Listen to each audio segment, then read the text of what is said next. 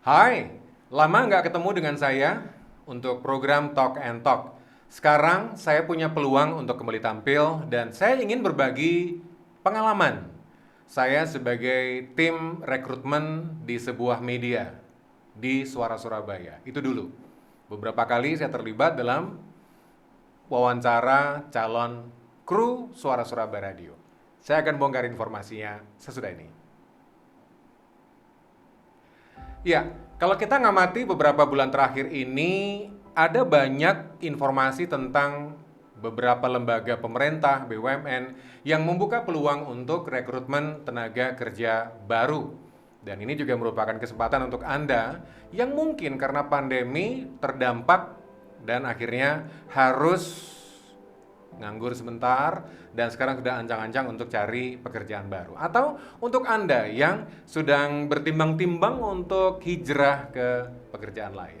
Baik, saya akan bagikan sebuah materi. Ini adalah sharing dari pengalaman saya sebagai tim rekrutmen di Radio Suara Surabaya.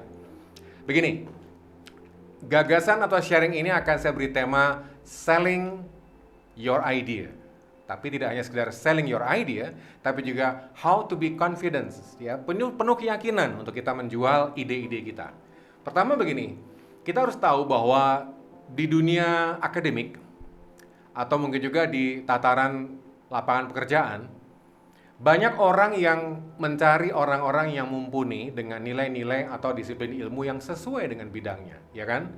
Dan kalau boleh saya share, ada sebuah petuah yang mengatakan, sepandai-pandainya engkau, tapi kalau tidak punya kesempatan untuk menyampaikan apa idemu, konsepmu apa kepada orang lain, ya percuma gitu ya. Jadi brilliant minus kemahiran berkomunikasi itu sama saja dengan sia-sia. Ini merupakan pesan atau petuah yang saya dapatkan dari mentor saya, Mendiang Errol Jonathan. Jabarannya begini. Kita tahu bahwa pandemi COVID-19 ini berdampak pada berbagai macam aspek kehidupan masyarakat, mulai pekerjaan swasta sampai pekerjaan pemerintah, semuanya kena. Dan pandemi belum selesai kan? Tapi kita nggak tahu kapan selesainya gitu ya. Apalagi sekarang sudah ada kabar Omikron dan angkanya bertambah terus. Pemerintah juga memberikan perhatian khusus tentang perkembangan Omikron dan berbagai macam kebijakan. Oke lah, itu soal pandemi. Tapi dengan situasi yang serba tidak menentu seperti sekarang, kita nggak tahu masa depan atau yang akan datang terjadi seperti apa. Yang bisa kita lakukan adalah kita bersiap-siap. Sama seperti kata Alvin Toffler, seorang futuris yang mengatakan, nobody knows the futures with certainty. Tidak ada yang tahu tentang masa depan dengan pasti. Yang bisa kita lakukan adalah membaca pola-polanya. Itu kata Alvin Toffler. Lalu kok apa konteksnya dengan rekrutmen atau wawancara atau interview pekerjaan? Begini, kita sekarang ini kan menghadapi sebuah situasi yang semuanya serba online. Mau sekolah online, mau belajar online, kuliah online, bahkan urusan PKK, urusan arisan pun juga banyak dilakukan online ya. Minim pakai IG, minim pakai WA call, atau minim pakai video call conference WA. Seperti itu kan? New normalnya seperti sekarang. Nah, kemudian beberapa akhir-akhir ini banyak kabar tentang BUMN yang sudah mulai merekrut karyawan baru. Kita tahu bahwa pandemi ini dampaknya macam-macam. Ya PHK, ya potong gaji, ya pengurangan fasilitas, macam-macam lah. Ada bonus dan reward yang ditunda, sampai ada bisnis atau usaha yang berubah bentuk atau bahkan kolaps. Nah, saya ikut prihatin dengan Anda yang mengalami bisnis kolaps. Mudah-mudahan saja cukup sabar dan sekarang ini merupakan kesempatan untuk ancang-ancang pindah ke kantor baru atau berburu tentang perusahaan-perusahaan baru dan peluang-peluang baru. Itu ya. Nah, saya ingin menawarkan, ini berdasarkan pengalaman kami atau pengalaman saya pribadi ikut dalam proses rekrutmen kru di Suara Surabaya. Saya coba memoles atau coba mengemas sharing ini dengan judul berkomunikasi dengan hati. Kita menjual ide kita dengan penuh keyakinan, tapi juga dengan hati. Lalu pertanyaannya begini, apa itu komunikasi? Komunikasi kalau kita mau terjemahkan, tentu saja tujuannya menimbulkan pengertian, kesenangan, sikap, hubungan yang baik antara orang yang diajak ngomong dengan orang yang ngomong, atau kedua belah pihak, dan juga tindakan. Nah, tindakan yang baik itu tentu saja tindakan yang positif ya. Intinya kalau mau saya rangkum antara pengertian, kesenangan, relasi, sampai dengan tindakan, itu begini.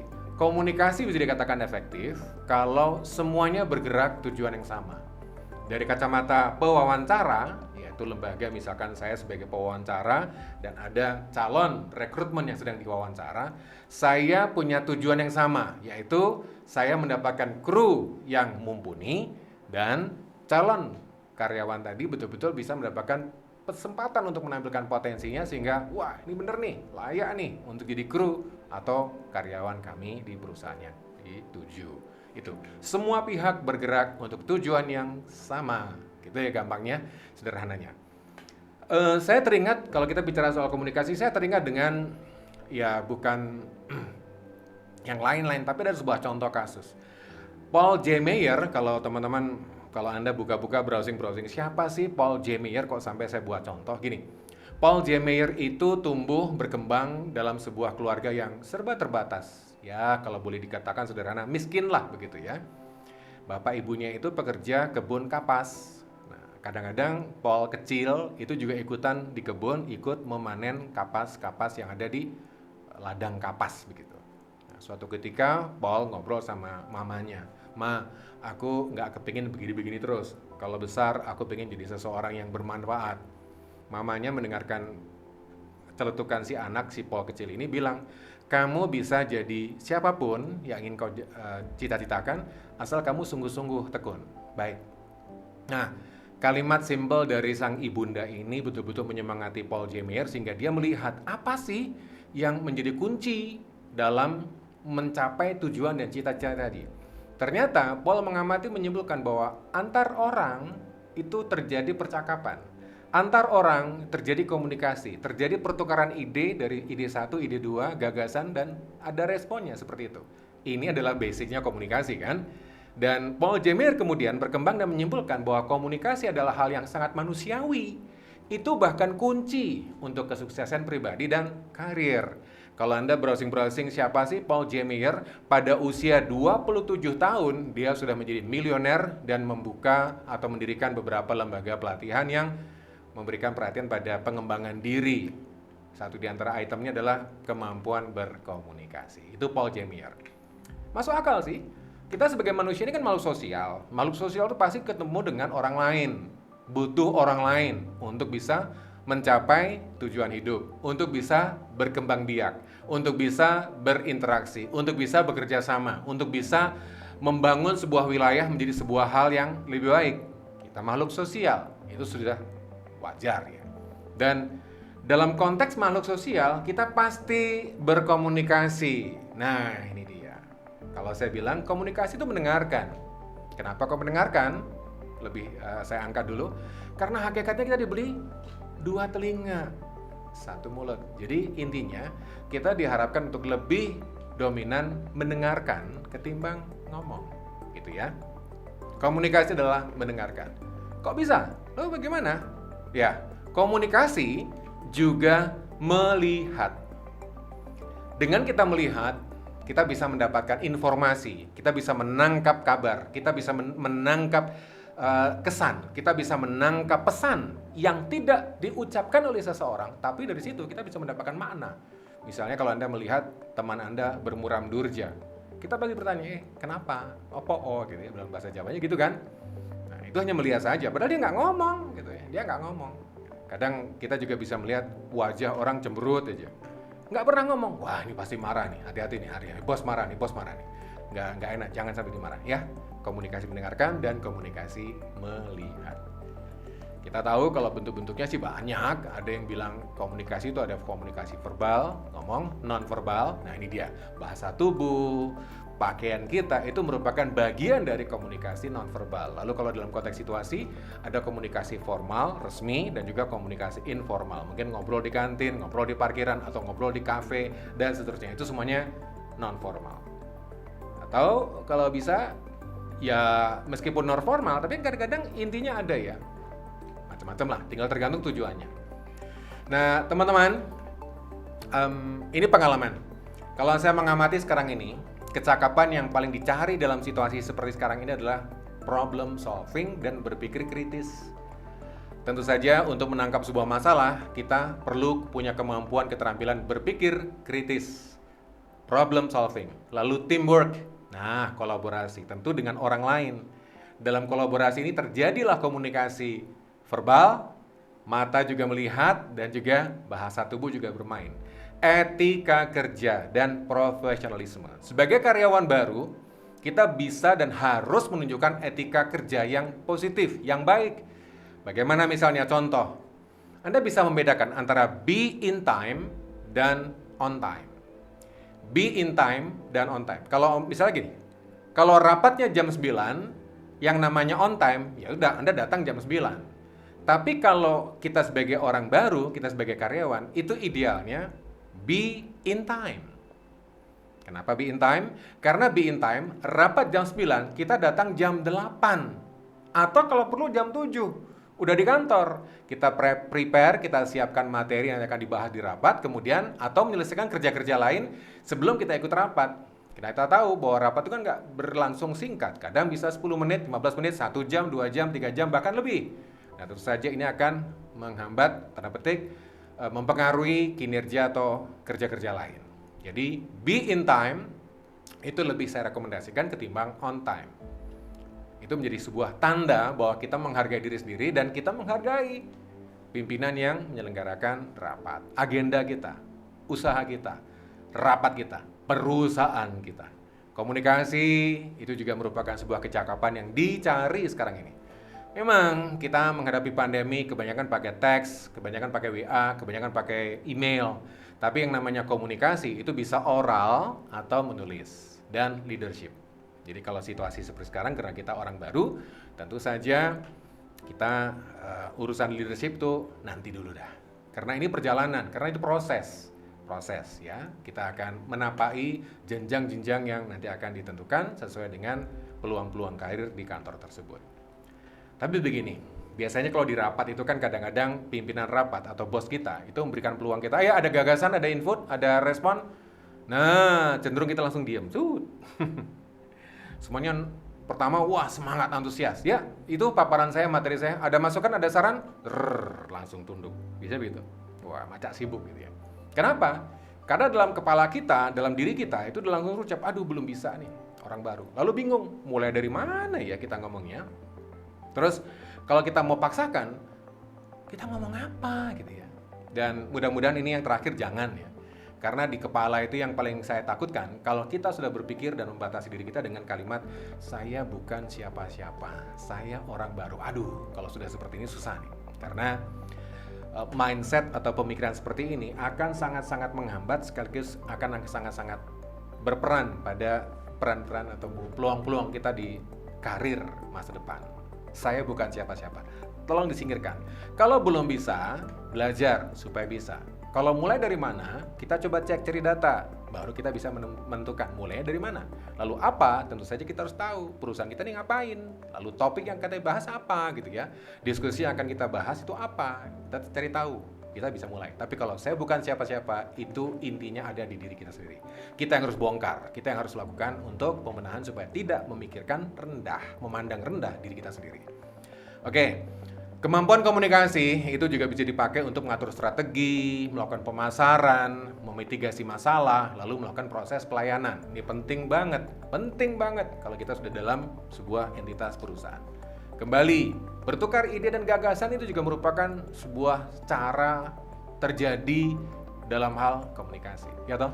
Nggak mungkin kita diam-diaman atau tetangga sebelah tahu ide atau gagasan kita seperti apa. Dalam rapat juga begitu. Nggak mungkin kita diam saja atau pimpinan tahu dengan apa yang kita pikirkan. Kita perlu ngomong, kita perlu ungkapkan. Apapun itu. Meskipun kadang-kadang dalam pikiran tuh ngisi, aduh ideku sepele, aduh enggak lah, takut nanti kita awain. Enggak, jangan seperti itu. Kalau di rapat ada peluang untuk menampilkan gagasan, ngomong aja. Oke. Kemampuan berkomunikasi itu akan bisa sangat berpengaruh pada citra diri. Ya. Ada orang yang mungkin lalu dapat label tukang gacor, ya karena sukanya ngomong gitu ya. Dan ngomongnya bisa kadang-kadang, ya ini parah ini, bisa kemana-mana gitu ya. Tapi kalau kita punya kemampuan berkomunikasi yang baik, itu bisa membuka peluang karir yang lebih baik di masa mendatang. Karena sebuah kajian yang pernah saya baca, Kemampuan berkomunikasi itu merupakan kemampuan yang paling dicari kalau orang mempromosikan diri sendiri, mau mempromosikan produk dari badan usaha kita, kantor kita, pabrik kita, atau bisnis kita, dan juga mempromosikan secara keseluruhan pabrik atau badan usaha kita atau kantor kita sendiri. Jadi nggak cuma itu, jadi kemampuan. Itu citra diri. Wah, nanti biar Iman aja yang ngomong, nanti yang jualan gitu. Bisa saja seperti itu. Oh, kalau zaman saya masih di SS, oh nanti Iman aja yang talk show gitu. Atau Iman aja yang mandu. Sering, beberapa kali saya menjadi satu di antara orang yang dicari seperti itu. Nah, ini juga bisa kita bina gitu ya. Anda juga bisa melakukan seperti itu. Dan nyipratnya kemana? Citra kelompok. Walah, paling Iman tuh kumpulannya ya orang-orang itu, tukang gacor, tukang ngomong, ya, tukang rasan-rasan. Bisa jadi stempel. Akhirnya apa? Membatasi juga peluang, bahkan orang kadang-kadang, nggak sama Iman deh. Iman itu tukang rasan-rasan, tukang gacor, semacam-macam. Nah, dan yang parah lagi, kalau kita tidak punya kemampuan berkomunikasi yang baik, itu bisa mempengaruhi perusahaan kita. Mudah-mudahan nggak begitu. Oke, tentu saja kalau kita mau bicara soal suara, kita perlu melatih suara. Olah vokal itu penting sekali. Kita kan berkomunikasi dengan bicara ya. Nyon sewu, maaf kalau misalkan ada yang menonton klip ini dan punya keterbatasan karena situasi, ya saya mohon maaf. Mungkin dengan cara komunikasi bahasa tubuh, bahasa isyarat itu bisa saja. Tapi kalau bicara dengan suara, kita tentu mengelatih olah vokal. A, I, U, E, O. Ya, huruf hidup, lalu konsonan K, B, P, D, J. Supaya kita bisa membunyikan huruf-huruf itu kalau dalam kata dengan jelas dan gamblang, ceto, itu bahasa Jawanya seperti itu. Olah vokal A, I, U, E, O. Lalu huruf konsonan bisa K, P, L, M, B, D, J, Z. Itu semua huruf-huruf mati kan? Konsonan itu bisa dilatih semuanya. Latihan aja nggak apa-apa.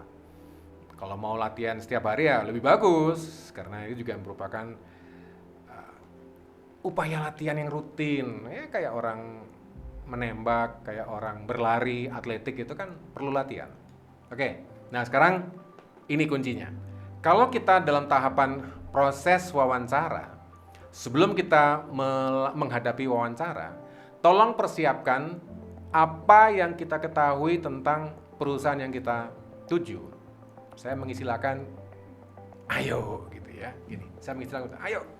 Ya mirip-mirip orang pacaran lah. Masa sih orang pacaran melihat, oh si ini rumahnya di sana, oh ini namanya, oh ini bapaknya, oh ini keluarganya, oh ini sukanya makan bakso, oh sukanya belanja jalan-jalan, sukanya nongkrong di kafe, seperti itu. Jadi nggak ujuk-ujuk main tembak aja. Ya, lakukan riset. Perusahaan itu berdiri kapan, lalu produk utamanya apa, marketnya di mana, paling nggak seperti itu. Kenapa kok penting? Saya beberapa kali terlibat dalam proses wawancara. Pada saat saya tanya pada calon pewawancara, calon pelamar, calon karyawan kita, saya tanya gitu, apa sih yang diketahui tentang suara Surabaya? Cerita macam-macam. Oke, gitu ya. Nggak apa-apa, itu fine, itu nilai bagus. Kemudian ada juga yang kadang-kadang berhenti. Tolong sebutin kalau Anda sering dengarkan suara Surabaya, SS, Anda sebutin nama penyiar deh gitu. Siapa aja yang dikenal? Ini. Terus siapa lagi? Bingung, kelihatan. Orang bingung, mikir, lupa, itu kan kelihatan ya. Nampak di wajah dan bahasa tubuhnya. Grogi itu kelihatan banget. Itu perlu lakukan riset, produknya apa. Lalu beradaptasi. Dengan situasi seperti sekarang kita perlu lakukan adaptasi, lalu menyesuaikan diri. Kalau perlu kita gabung dengan komunitas, kita gabung dengan siapa gitu ya. Karena di sini ini ada komunitas wartawan, ada komunitas pendengar radio, ada macam-macam lah gitu ya. Jadi kita bisa lakukan seperti itu. Jangan sungkan untuk bertanya. Malu bertanya sesat di jalan. Pepatah lama nih. Iya betul. Jangan lupa. Kalau perlu kita sekarang bisa browsing, cari tahu tentang perusahaan tertentu, profilnya gimana, susunan direksinya seperti apa, produknya apa, bisa tahu. Jangan lupa bertanya. Lalu kalau saya dalam proses tahapan wawancara, saya selalu bertanya, oke, terima kasih untuk penjelasannya. Kalau misalkan Anda diterima gitu ya, saya bertanya, kalau Anda diterima, apa rencana saudara untuk perusahaan kita? Wah, ini bisnis plan perlu. Paling enggak kita punya materi, kita punya rencana kerja kita sebagai karyawan baru, kita mau ngapain? Kelihatan toh? Nah, itu sudah kita paparkan aja. Kalau nanti saya terima, saya akan begini. Dan kalau bisa, sebutkan juga tentang lini masanya, timelinenya, termasuk secara finansial, secara keuangan Anda juga paparkan. Meskipun kita nggak tahu bahwa nanti akan dapat perusahaan ini terjual berapa, produk ini terjual, nggak apa-apa.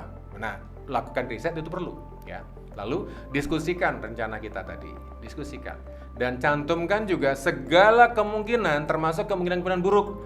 Jadi nggak cuman yang manis-manis yang baik-baik, tapi juga pil pahitnya juga tampilkan, nggak apa-apa, gitu ya.